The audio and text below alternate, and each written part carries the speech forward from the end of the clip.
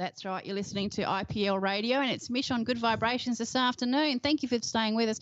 We have had some technical issues today, so I apologise if you haven't been able to listen into our interviews. We will be posting them later on, so please check in for later on, because it was with Madeleine De Jong, which is a candidate of the Greens for the City of Rockingham.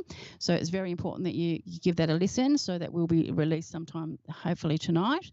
But at the moment, I've got Lorenzo in here with me. Hi, Lorenzo. There's a mouthful.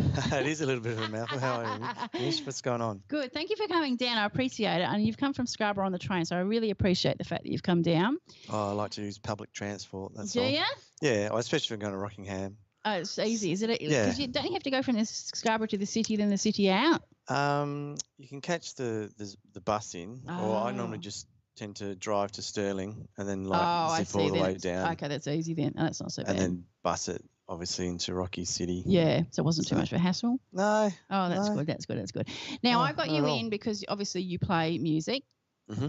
You've got a couple of mental health songs. I have about 3 or 4 mental health we'll do songs. a couple today. Yeah. But if it's okay with you, I'm going to ask you to sort of tell us a bit about you. Now, it's totally up to you what you want to say. I don't want you to be uncomfortable with anything you say. If I ask you something you're not comfortable with, just shut me down. And so I just wanted for you to explain to everybody who's listening and watching out there, who is Lorenzo? Who am I? Oh, yeah. golly. Well, I guess I'm a Spanish Australian. Uh-huh.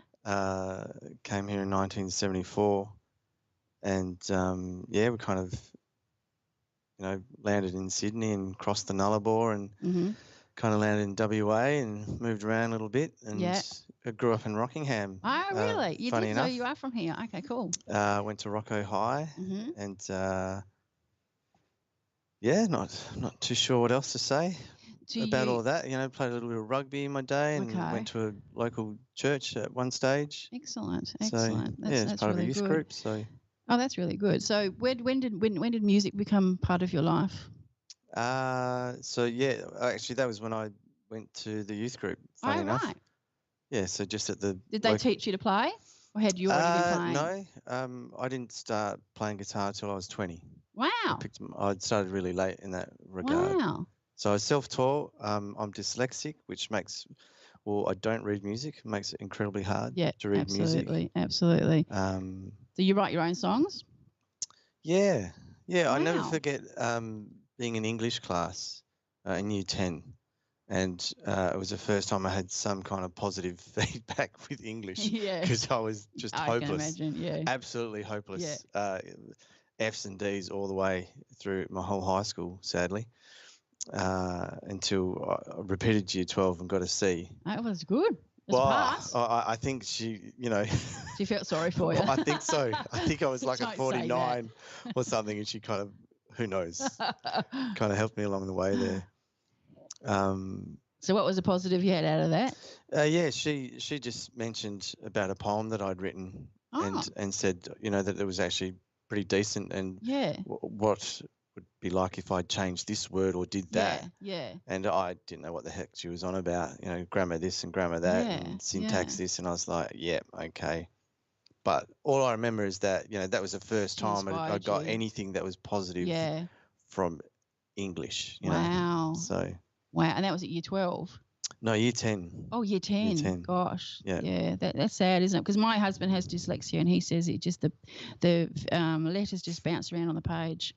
He said he just cannot concentrate. Yeah, we read from right to left, so there's this constant processing going back and forth. Hard, very hard. But yeah, I mean, look, I even work in education as well, in special needs or, community services. Yeah, tell me about that, because I'm a support worker as well. Are you a support worker? Yeah, I work as a support worker in mental health as well for Suits Me. Good. So I'm with Mabel. I'm with Mabel. Yeah. That's awesome. Yeah, and they're great. Really. Yeah, I was wondering whether I should register with them, to be honest, or maybe I should. But that's fantastic. How long have you been doing that for? The support work? Yeah. Well, that's been on and off, but with them only since February. Okay. Have you had any any qualifications, training in mental health? Yes. With community services. I've done my certificate 3 and 4. Yeah, I've done my 3. In disabilities and community services. Oh, cool. Mental health wise, no. Because we do a mental health first aid here at IPL.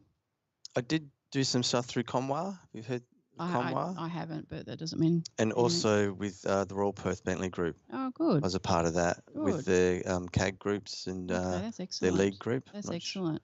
That's really good. Familiar with those acronyms and whatnot? No, I'm not. But I mean, that doesn't mean anything. But I think that's fantastic. I think more people like us should be involved with this. So CAG's consumer advisory groups. Oh, right. And League is Lived Experience Advisory Group. Oh, brilliant. That's brilliant. Yeah. I'm very much passionate about when I'm working, independent living. Mm-hmm. So this could be someone with Asperger's, autism, etc., and they're learning to live on their own. So understanding what's necessary for them to be able to do that. And I love doing that. Absolutely love doing that. Mm-hmm. It's awesome. I love working in the community anyway. I think it's a fantastic job. Very rewarding. Yeah, I've always been community orientated. I don't know how to do non-purposeful jobs. Yeah. Like it doesn't. You can upset a lot of people there because every job is purposeful. But I know what you're saying. Oh, I understand where what's you're coming purposeful from. for me, I guess. Okay, that probably makes more a better sense. Yeah, I mean we all have our unique purpose. For sure. In life. For sure. Yeah, that's interesting. And we all need trolley pushers. Yet someone is destined to be a doctor or a pharmacist. For sure. Yeah. Or a butcher. Yep. Do you know what I mean? Yep. They have that. Yep. Yeah, and they choose that. Like that. I've been a swimming instructor for the Department of Education, and I taught a blind boy to swim, and that was the most rewarding thing I've ever done in my life. It was, and that's what led me into community services. It was just amazing. I was so honoured to teach him to swim. It was absolutely fantastic. So yeah, that was what changed my life. Into community services was that moment. It was brilliant, absolutely brilliant. But yeah, so it's very rewarding being a support worker. It's hard. Don't get me wrong. It's challenging, but the rewards are amazing. Absolutely. No, amazing. Definitely. Yeah. So music today is. Do you use music as your therapy? Would you classify music because it is for me? Is it my therapy? It's kind of my everything. As I mentioned before, I didn't realised that I could sing. It wasn't until I went to this youth group called Antioch that I was like, oh, you can sing, and why don't you join the choir? And we sing every Sunday at church. Why don't you join amazing. Us? And it was from there that it just branched out. It gave you self-confidence. It boosted your self-esteem. Yeah, very much. That's fantastic. So do you play music out now for people? Yeah, out and about. Mainly at the moment I'm just focusing on doing my original music. Yeah, I think that's brilliant. Why not? Yeah. Yeah, why not? So I've have a certain, I guess, a tumultuous time in the last 5 years. Mm-hmm. I've gone through like a separation and divorce. Mm-hmm. And so that's definitely, the music's helped you through with that. Taken its toll. Yeah. Yeah. Music. Well, for me, music is life, and music is incredibly cathartic. Yeah, for sure. And it's an incredible release. And I guess even more so when it's your own songs and you're singing them and you're pumping them out, or, just delivering that. You're talking like the release you're is singing different from the heart as well. These are words that you've put on that piece of paper from maybe experiences that you've gone through or feelings that you've had that day. They're very personal. The very personal thing. Yeah. I think that's brilliant. I mean, I always say that I have a therapist and their name is music because I don't play music in any way whatsoever. But for me, my 80s music is my therapist. I can put on my headphones, listen to my 80s music, and I'm fine then. It really takes me back to when I was younger, to when there was no problems in life, that sort of thing, no mortgages to worry about, kids to worry about. So that, as I said, I'm going to get a tattoo for sure. It's going to say I have a therapist and their name is music, because that to me is my life.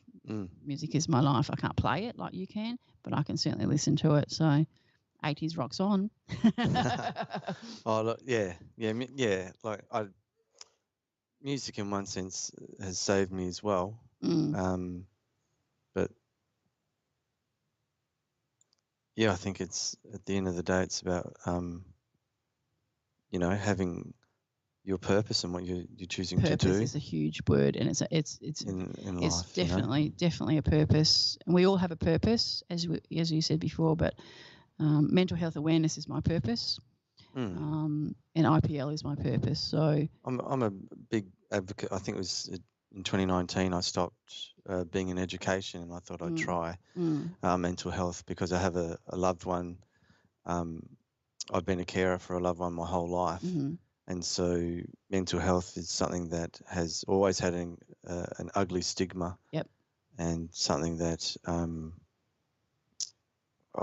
I don't even have the right words for. I understand what you're coming from, for sure. It's, the first time I saw One Flew Over the Cuckoo's Nest, it was awful. Yeah, it was very media run. Like, it's what people, and that's what people, when they say mental health, that's what people see.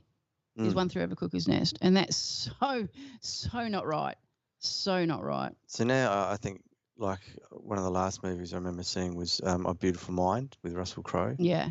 And I thought that was a better depiction of how things are. Definitely. Or could be for someone. Yeah. And I think mental health for everyone, and I mean absolutely everyone, is different. 100%. They say, journey is totally you're different. diagnosed with depression. No, it's a title and it's a label. You have anxiety. You have a plethora of mental health out there. Yep. Yet it presents differently for everyone. Ways. Yeah, totally different way. For 100%, everyone. 100%. So there's no real bell curve. No. I feel that's just a label. You have anxiety, you have depression. That's your label that you're under today, that type of thing. But it's so far more than that. More than that. In music, there's a classic movie from Spinal Tap. I'm not sure if I've seen it, but I can't remember it. But I have seen it. There's a little moment where they go, we're going to crank the amps up. We want to do really well. We're going to crank we're going to rock. Yeah. And it doesn't go to 10. Like, all amps go to 10. Yeah. But their amps go to 11. So it's this really cool kind of out of the box. Yeah. And that's almost like mental health in one sense. Yeah.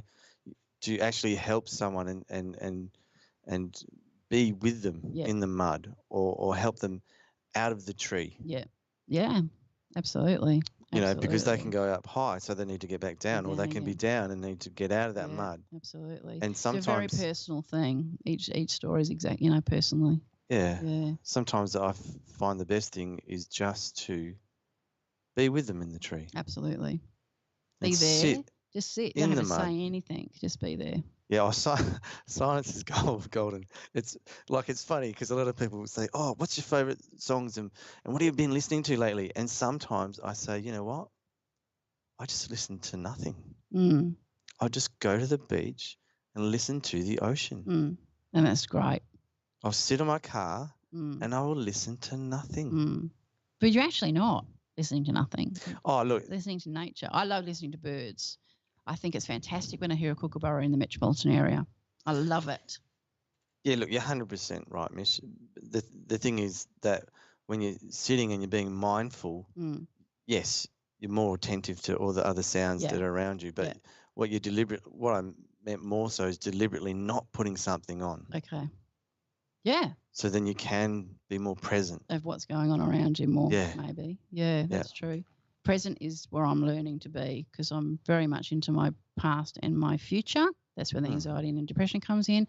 I need to learn to be in my present. So switching off, as you're saying, and not have that music as a distraction and listening to nature or whatever, or listening to nothing would be probably a good way of doing that.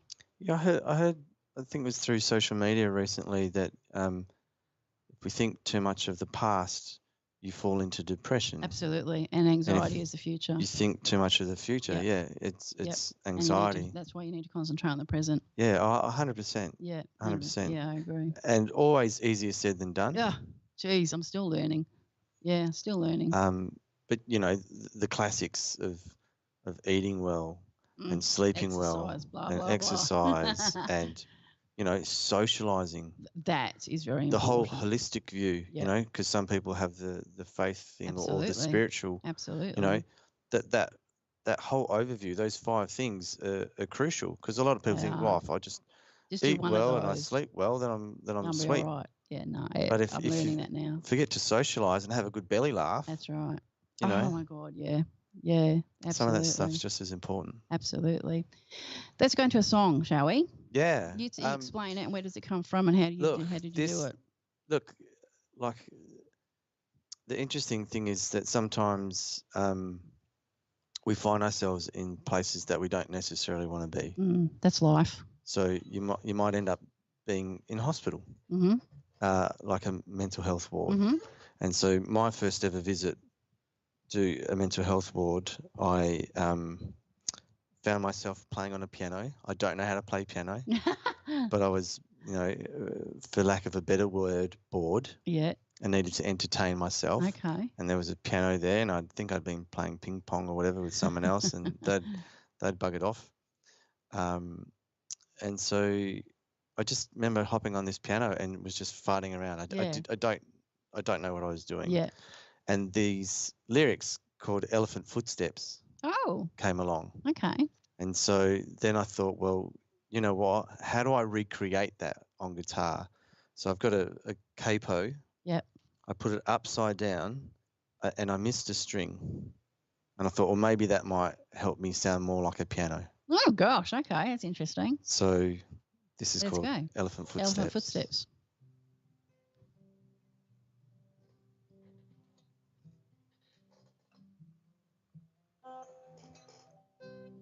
Is that loud enough?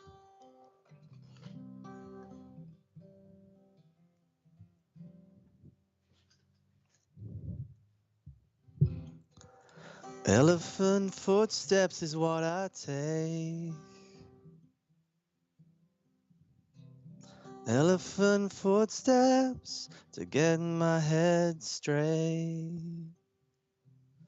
Breathe in time to get myself together. Breathe in time to get myself all together. I see your footprints in the sand, washed away by the waves. I try to embrace them if I can, washed away by the waves before it's too late, before it's too late.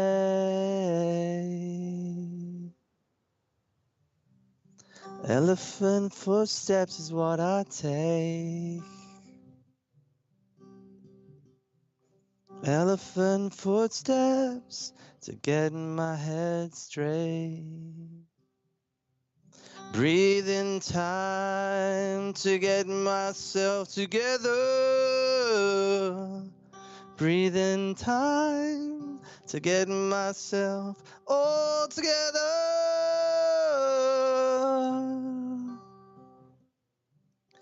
Ooh.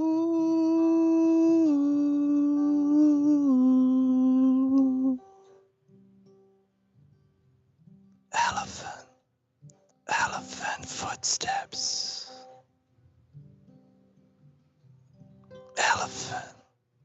Elephant footsteps.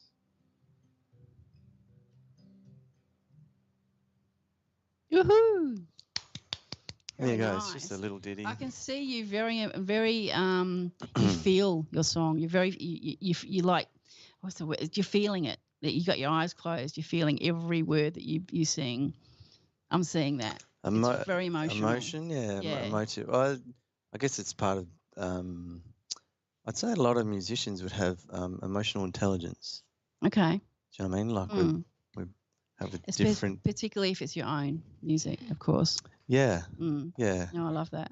That's really nice. Yeah, we definitely could see some emotion in there. Thank you. You were feeling it, which is great, because it's I love the unplugged stuff because it is very raw, and I love that. I don't like it to be synthesized and added here and drums here and all that sort of stuff. Nothing up my sleeves. No, nothing up your sleeves. There's no loop stations. There's no lip syncing. There's no digital stuff besides what's happening here. I absolutely love it when it's raw like that. I think it's fantastic. And we've got great little squeaky chairs. Yeah, we've got squeaky chairs going with it. So that's I should just go back and forth just to have a little metronome kind of. There you go.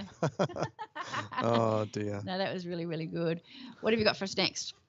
So I think at one stage my folks were separating. This is probably one of my oldest songs, 1995. Okay.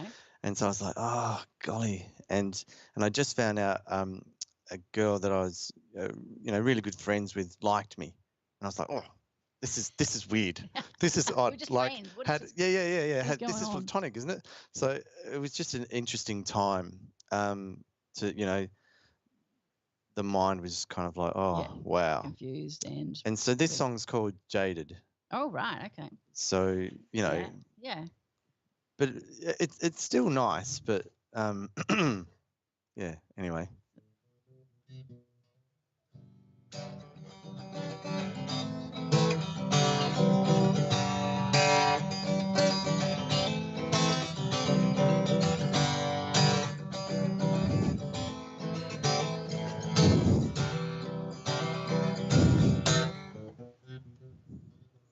How on earth did I get into this mess? I feel this frown, never be repressed, and now I'm feeling jaded. Now I'm feeling jaded. If life wasn't such a fallacy, I could be the king, you could be my queen. Oh, but everything is jaded. Everything is fading away. So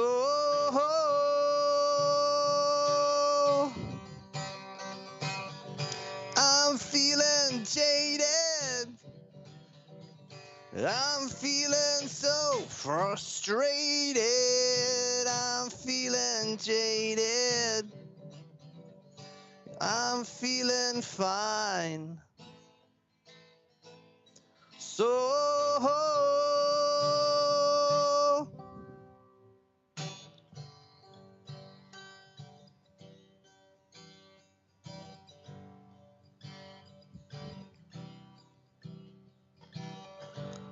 I'm feeling sorry. Won't bring back my tomorrow. Feeling lonely. Just makes me feel hollow. Feeling in between. Never did anything for me. So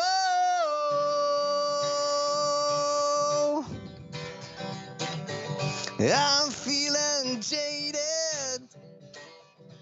I'm feeling so frustrated. I'm feeling jaded. I'm feeling fine. So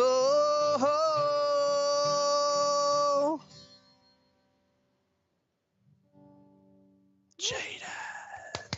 Very good. I like that. That was foot tapping.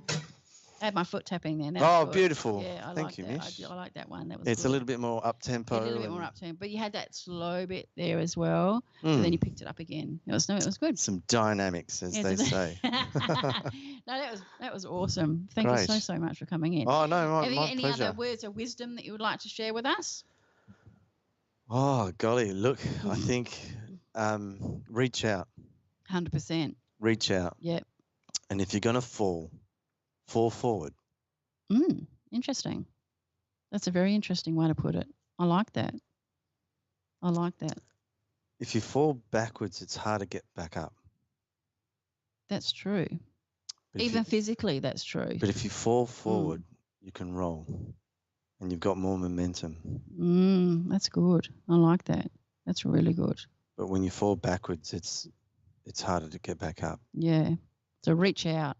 What would you say to someone who doesn't have anyone out there to reach out to? What do we do? I guess we have helplines. Yep. No, and people at IPL radio come in, doors open. Yep. Yeah, you just gotta hopefully, jump on your phone if you've got it, or go to a library and do a search. Lifeline 13 11 14. Yep, you just got to ask. Yeah, sometimes absolutely. it's as easy as asking strangers, saying, "Hey." And that does happen. It does happen. Yeah. But always better to go to a professional, in one sense, when you can. Yeah, you might want to talk to somebody out of the clinical environment first, but I think it's very, very important. Then the next step is definitely the people that are qualified to take you to that further thing that you need, because there's so many different options of help out there that someone on the street is not going to be able to offer you. But the people that are qualified for doing that will have all those options open, and we'll be able to offer them. I guess the only other thing is that this too shall pass. I've been hearing that a lot lately, good or bad. The things will ultimately change. Yeah, you're right. I think I need that in a tattoo. So even though things seem a certain way, don't look at the doom and gloom. Look at the positive. You know what? There's always a positive, no matter how nasty it is. There is always that slight bit of positivity in there. So hard to find it. So hard to see it in the midst of tears. Absolutely, absolutely. So hard to see it in the midst of heartache. Yep, I know. But search and you shall find. You know, there's always light at the end of the tunnel, as they say. There is, and there's a lot of people out there that don't ever believe that, but there is. Even when you close your eyes and you're in complete darkness, open them. There's still a little something. There is. It's never completely black. In the midst of never completely black of your mind. That's beautiful. Thanks, Lorenzo. I really appreciate you coming in today. If you ever want to come back, let me know. I'd love to have you back in. We can do that. That'd be fantastic. So appreciate you coming down. Thank you for your 2 songs. I love it. We will have it. Twofer. Yeah. We're going to go my 80s. As you say, my therapy is my 80s music. So I'm going to go into some 80s music. Thank you again. Wonderful. Looking forward to hearing cheers. it. More music.